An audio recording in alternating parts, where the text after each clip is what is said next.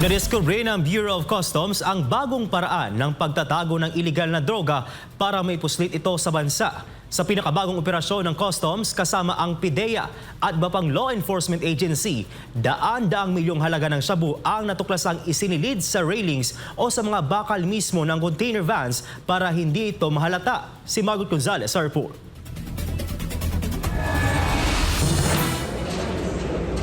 Nagkakahalaga ng 278 million pesos ang nasamsam na shabu ng Bureau of Customs, PIDEA at Philippine National Police matapos may intercept ang abandonadong container vans sa Manila International Container Port o MICP. Ang shipment na deklaradong marbles ay mula sa Afghanistan at dumating sa Pilipinas noong nagkaraang Disyembre. Nakatanggap ang Customs ng intelligence report mula sa PIDEA hinggil sa naturang shipment kaya sinagawa ang joint operation. Binuksan ang mga container van matapos walang nag-claim sa kargamento sa loob ng 15 araw.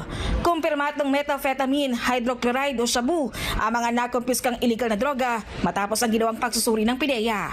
Aminado ang Customs na hindi ito ang pinakamalaking drug shipment na na-intercept nila, ngunit natuklasan nila ang bagong paraan ng pagtatago kung saan mismong sa bakal ng container vans isinilid ang droga. Tinatago dun sa false sidings, false supposed to be yung flooring, pati doon sa likod. Ibig sabihin, nasa loob ng mga bakal ng containers yung mga shabu na 131 packages. Ngayon lang namin naranasan yung ganitong klaseng pagpapasok ng illegal drugs, ng shabu na nakatago sa loob ng mga bakal.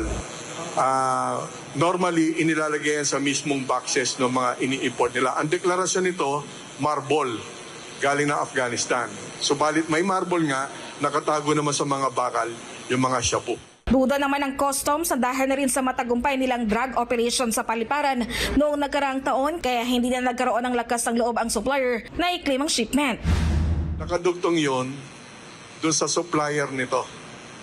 So marahil dahil nahuli yon at in transit na to, nagkaroon sila ng idea na baka mauhuli din ito pag kinlaim nila. Yon ay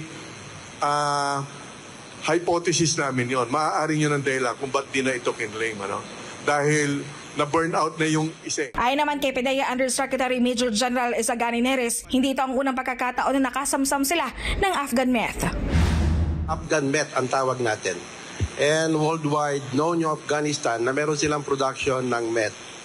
And yes, it is not the first time. Ayon sa BOC, para agad masuwata at madaling matitake ang mga droga, gagamit na rin sila ng artificial intelligence sa kanilang monitoring operations.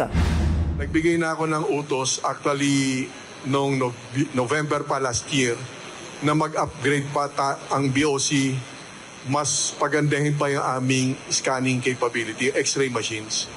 Dahil yan, yung karamihan sa mga x-rays natin, x-ray machines, although dependable, nagpapahanap ako kung ano pa yung mas makabago pa, na mas madaling makakita ng organic or chemicals o meaning, lalong-lalo ng mga illegal drugs, makikita sa x-ray kagad yon with AI capabilities. Ginagawa na yan ng ibang bansa. Para sa Diyos at Pilipinas kumahal, Margot Gonzalez, SMNI News.